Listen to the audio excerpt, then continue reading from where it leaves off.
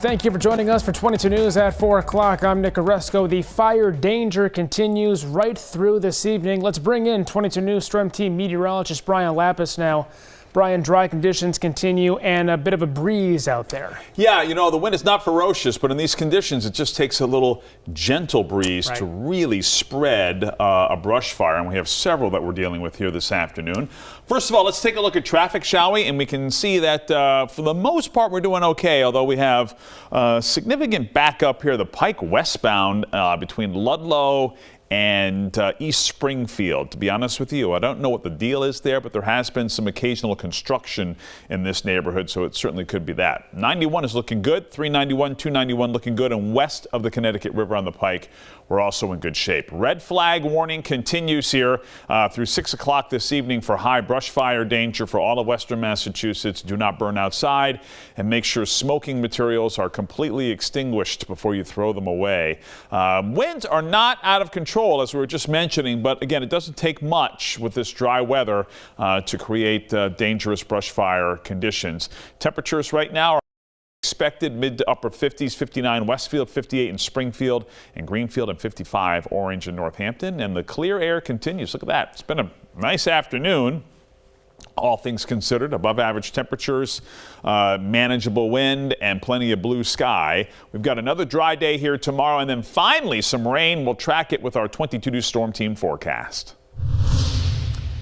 As mentioned, brush fires continue to pop up across Massachusetts as a red flag warning remains in effect. Right now, crews are working on putting out a fire in Great Barrington.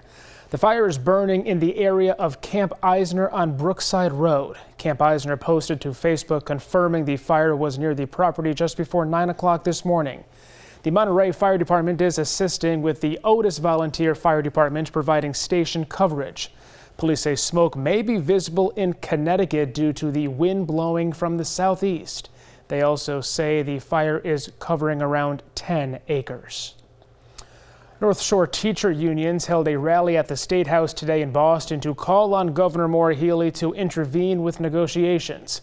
Educators from all three unions say they are fighting for living wages for paraprofessionals, paid parental leave, and respect in the workplace. Each union sent about 100 members to the State House, while others stayed to negotiate contracts. Most of the teachers have been on strike since November 8th. The union is already facing several fines for not returning to the classroom due to striking being illegal in the state. Sentencing for President-elect Trump's felony hush money convictions will likely be delayed again. The Manhattan DA's office told the judge in the case that the president-elect's sentencing should be postponed while his lawyers file further legal arguments. It would include a motion to have the case be dismissed. Trump was sentenced to be sentenced later this month on 34 felony counts of falsifying business records. That outcome was thrown into doubt in the wake of his election victory. The Justice Department plans to ask the judge in Google's antitrust trial to force the company to sell its Chrome browser after the judge ruled Google has a monopoly in search. Chrome is the world's most widely used browser. The government has argued its use in cross-promoting Google's products hurts competition. Bloomberg reports the Justice Department is set to propose Google also separate Android from Search and Google Play. The company is expected to appeal any decision.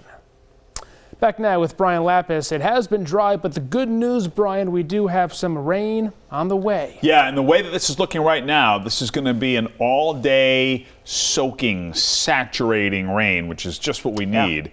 And it may spill over into Friday as well. Let's take a look at what's happening right now. You can see here clouds and radar, 3:45, and we've got mostly clear air out there. In fact, a lot of blue sky over the Pioneer Valley here this afternoon. 22 News Storm Team Skycast showing mostly clear skies continue through early evening. Then a few scattered clouds are going to try to drift in here during the mid-evening hours. But it's still a dry night, quiet night.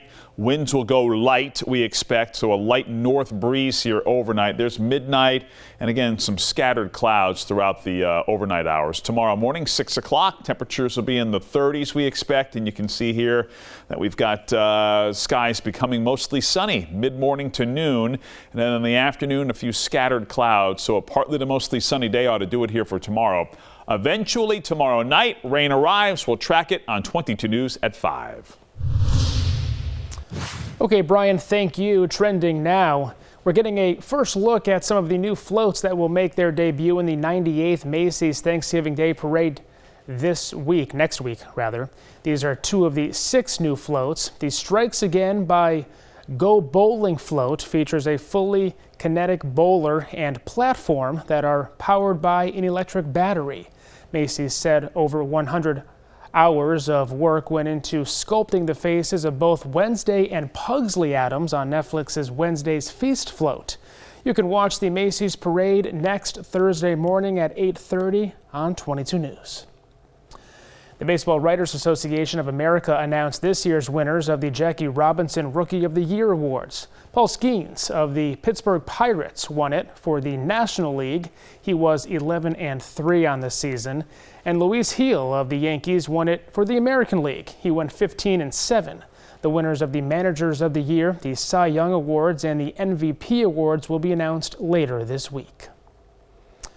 Well, tonight on 22 News, starting at 5 o'clock, Holyoke Public Schools is set to exit state receivership at the end of the school year. We'll have the latest on the district's transition plan.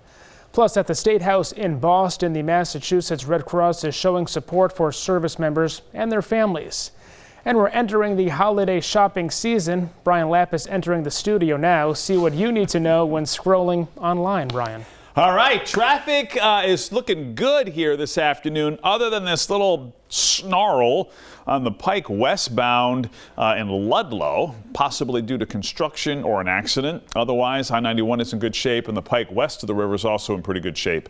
We'll talk about the incoming rain on 22 News starting at 5. Brian, thanks, and thank you for joining us for 22 News at 4 o'clock. Latest news and weather anytime on our website, wwlp.com, and the free 22 News app.